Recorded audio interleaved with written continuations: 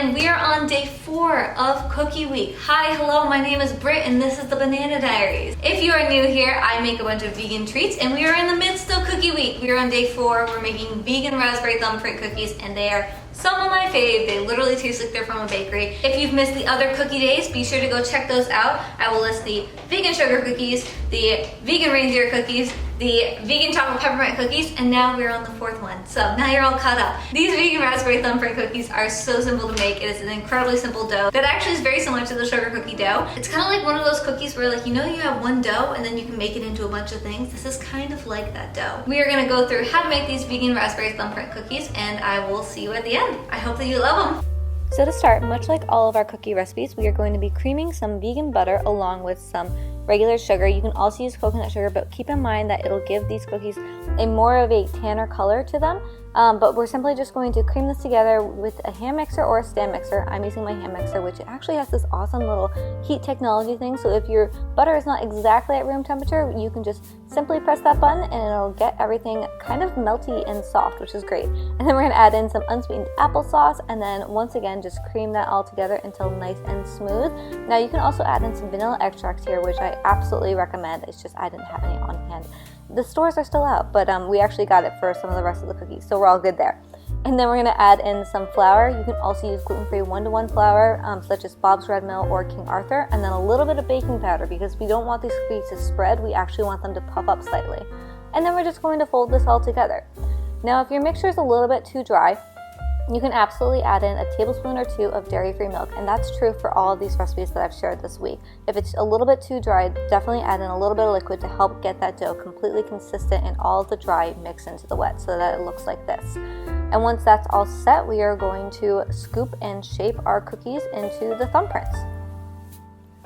So line a baking sheet with parchment paper, and then you're just going to take a cookie scoop and roll the cookie dough ball in between your palms so it's nice and round.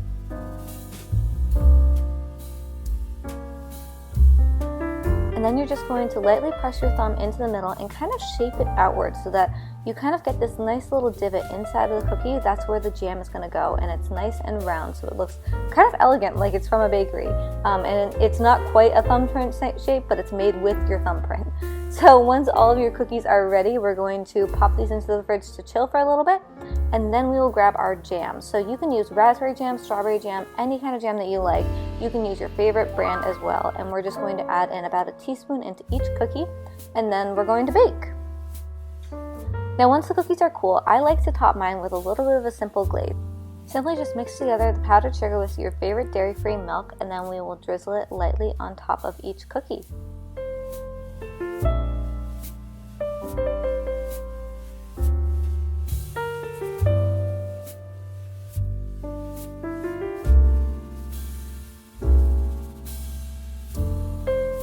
And that's really all you need to do to make raspberry thumbprint cookies. So the full recipe is linked down below in the description box, so be sure to go check that out for all of the measurements of the ingredients and the written step-by-step tutorial, and I hope that you absolutely love them. Alright, I hope that you loved that video. If you did, give it a big thumbs up and make sure to hit that subscribe button and the bell notification to be notified when more recipe videos like this pop up in your feed, which will be tomorrow, the final cookie week day stuff. Yeah, I'm actually really excited for this one. This one is hate playing favorites, but it is my favorite of the week because this is a family recipe that I veganized, so I'm like really, really proud of it. Be sure to stick around for that too. But remember that the full recipe is found down below in the description box. Hit that link and you can go make these cookies, and I will see you on the next one. I hope that you have a wonderful day. Remember that you're an incredible human being. You deserve to be here, and I'm always rooting for you. I'll see you in the next one. Bye.